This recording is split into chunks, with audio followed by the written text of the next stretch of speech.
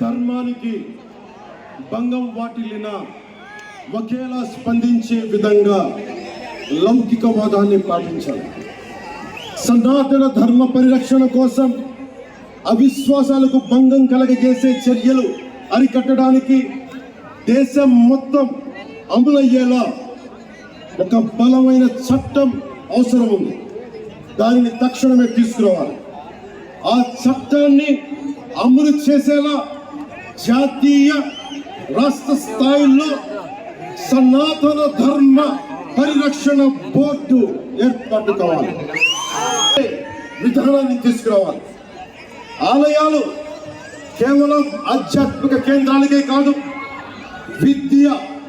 విద్యా కేంద్రాలుగా, కళా కేంద్రాలుగా, ఆర్థిక కేంద్రాలుగా, పర్యావరణ పరిరక్షణ కేంద్రాలుగా మరియు